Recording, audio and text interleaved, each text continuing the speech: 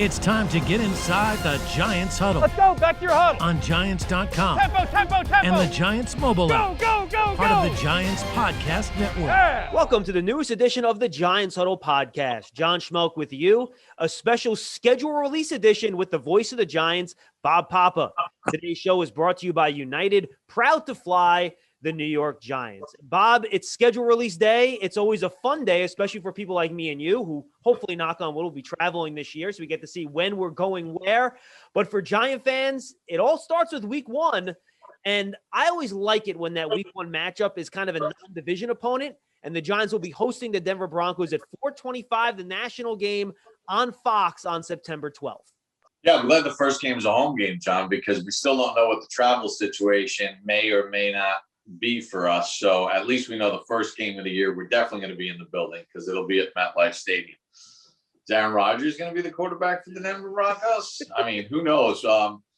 Obviously, there's some real significance to this game, right? I mean, 20 years ago, the Giants played in Denver the night before 9/11. So there's a little bit of symmetry as far as that's concerned. Look, I think it's going to be an interesting game because it's an uncommon opponent. You don't play them very often. You know, it's every 4 years. So there's questions at the quarterback position, but it's nice to start the season off at home. And yeah, I'm kind of with you. I'm a little over the divisional playoff game starts. You know, especially with the limited off season, limited training camp. Last year, you didn't even have any preseason games. You know, if we run into a situation like that, God forbid, the games are worth double. So you'd rather it not be. But these games count because remember, the NFC East plays the AFC West. These are common games. So these games are very important as far as the tiebreaker. The Cowboys, Washington, and Philadelphia all play these AFC West teams as well. And, Bob, there are no easy games in the AFC West either. The Broncos' defense is going to be one of the best in the league, more likely than not. But the league schedule makers wasted no time. Week 2, first primetime game of the year, and the Giants do play a team in the division, the Washington football team, on Thursday Night Football on 8:20. Again, that's only a week or 5 days, I should say, after the 9/11 anniversary. Both those cities obviously were hit very hard by that. But really a Washington team that for the second straight week, Bob, you're going to be playing a really good defensive team that this Giants offense is going to have to navigate around. Yeah, a little Fitz magic. Yeah. I mean, the Giants have certainly had their fill of Ryan Fitzpatrick over the years. You know, he's probably going to be the starting quarterback for Washington. It's a short week. It's interesting, too, because they won the division last year, yet the Giants swept them. So you know that that's something that's in Ron Rivera's mind and a lot of those players on the Washington football team's mind is, you know, we won the division, but these guys beat us twice. And let's face it, the Giants have handled Washington pretty easily over the balance of the last 5 or 6 years. And that's with the Giants not having good teams. I mean, the Giants have really beaten up on Washington during a stretch when the Giants have had teams that are well below 500. And in some of these years where they've had thin win totals, 2 of the wins have come against Washington. So if you don't think the players on Washington recognize that, you're kidding yourself. So the Giants, they're going to have their hands full with that game.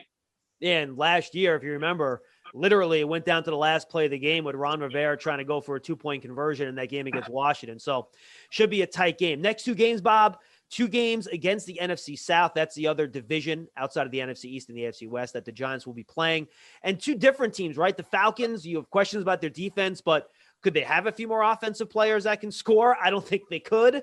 And then the Saints, they have a transition at quarterback. Their defense is really good, but a couple of tough games, one at home against Atlanta, and then the Saints on the road. Yeah, I mean, listen, the Saints have been a house of horrors for the Giants going down to New Orleans for all these years. I mean, predating Drew Brees being there. It's just never been a place that the Giants have played well. There is no Drew Brees. I think Joe Judge brings a certain mentality and toughness. You know, that's going to be an interesting game. And then obviously, as you mentioned, the Falcons, they got a lot of weapons. They've got a new head coach. Can they stop anybody? That remains to be seen. So that's an interesting stretch. And then that takes us to the first division game of the year, John. I mean, on the road against the Cowboys. The second, what's that? You'd Washington in week 2, second division game. Yeah, I mean, the first road division game against the Cowboys. And, you know, that's the one I'm intrigued about because I thought Dallas was the best team in the division going into last year. if Dak Prescott's back and healthy, I know they had some issues on the offensive line and defensively they're trying to piece things together. But to me, they're the most talented team in the division, when you're looking at competition for the Giants. So that to me is going to be intriguing with the Cowboys game. And then you got back-to-back home games with the Rams and Carolina, which I think are pretty fascinating. Yeah, they are. Carolina, I think we're still trying to figure out what they are exactly. How much does Sam Darnold improve in a better environment? We don't know. And then, the Rams, they gave the Giants trouble last year. Really good defense, brand new quarterback in Matt Stafford. So I think those are two games, Bob, at home, October 17th, October 24th, coming off two really tough road games at Saints, at Dallas, where we don't know what those games are going to be yet. We'll have a much better feel for how tough those matchups are going to be by the end of September. Yeah, and the Rams are a now team, right? When you trade for Matthew Stafford and you've given up all these draft picks that they've given up, they're a now team. Okay, they got a lot of veteran players. Carolina is a little bit different. This is a kind of kick the tires on Sam Darnold year for them to determine whether they need to make a move. But Matt Rule had that team playing very competitive football last year. And remember, they didn't have Christian McCaffrey for a lot of the year, and they still were competitive and they scored points. So that's going to be a tough test both those games will be tough tests for the Giants. Yeah, and then you talk about tough tests. Here we go. November 1st, Monday Night Football at Kansas City, Bob. Patrick Mahomes, that's going to be fun. All three scheduled games for the Giants in prime time are on the road this year, and it's not going to be much more fun than going to Kansas City to take on Patrick Mahomes and the Chiefs. Yeah, I mean, Arrowhead is one of the most intimidating places to play as it is, and you're playing there on a Monday night, and the Chiefs are the defending AFC champions, and a year and a half removed from winning the Super Bowl. And Mahomes, this always gets back to my point. Yes, on paper, this is a tough game, but what I always like to highlight to the fans is we're talking about this stuff in May. It's not who you play, it's when you play them, because there are injuries that happen in the National Football League that completely shape how team seasons are going to go. And we're not rooting for any injuries by any stretch of the imagination, but what looks tough on paper right now might turn out to be a walk in the park when you actually get to it that time of year. But like Andy Reid, Mahomes, dangerous. Then you're going to come home and you're going to play another AFC West team with the Raiders at MetLife Stadium. And I like what I saw of the Raiders last year as far as their building blocks were concerned. So, that's a little tough stretch going into the bye. Hey, Giant fans, limited Giant season tickets are on sale now for the 2021 season. In addition to ticket savings, membership benefits include access to exclusive events, experiences, pre-sales, and more. You can lock in your seat starting at just $100. Call 888-NYG-1925 or visit giants.com/tickets for more information. Let's get vaccinated. Go to covid19.nj.gov/vaccine to register.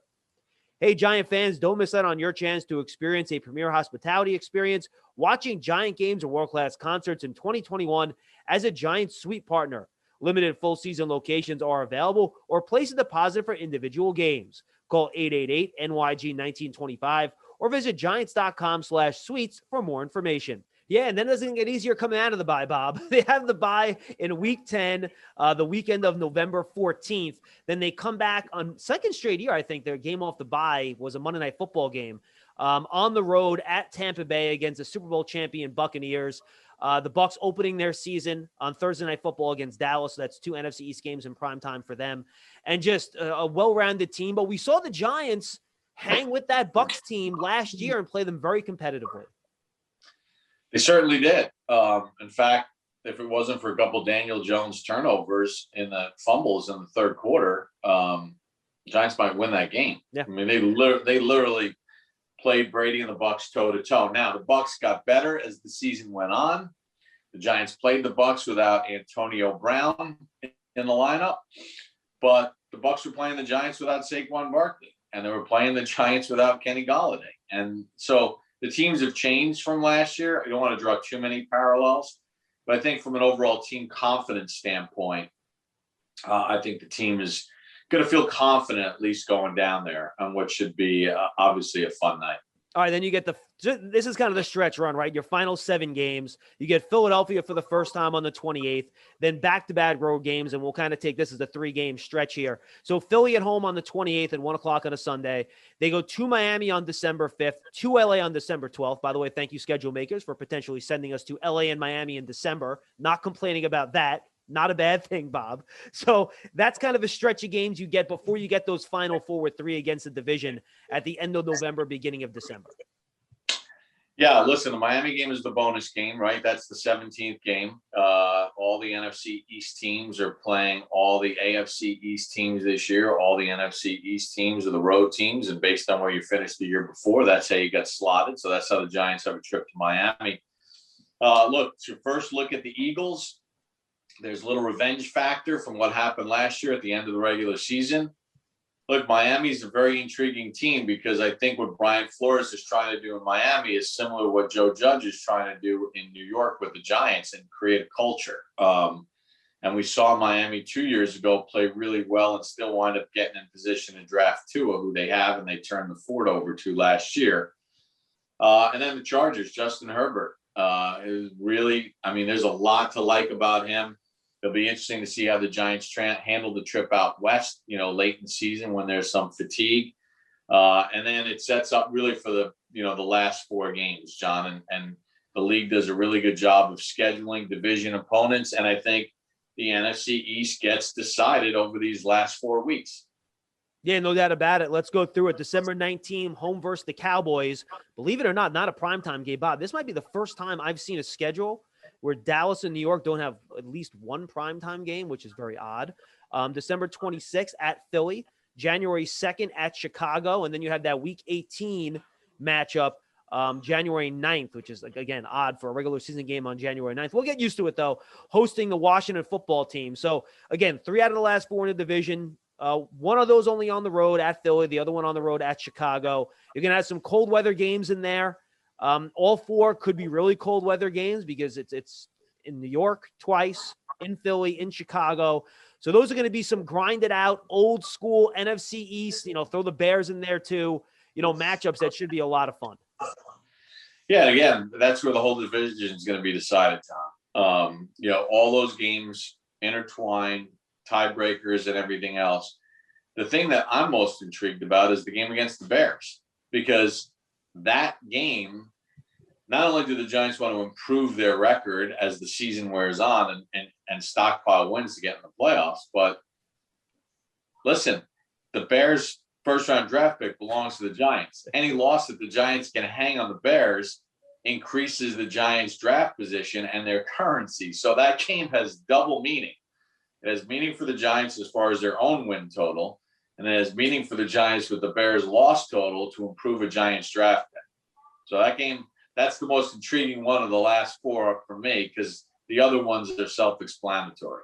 Yeah, and the other thing about the Bears that's interesting, you would probably rather get them earlier in the season if Justin Fields starts right away, because then you're getting him as he's still figuring things out. If he has played a lot, now he might kind of be in the flow of things.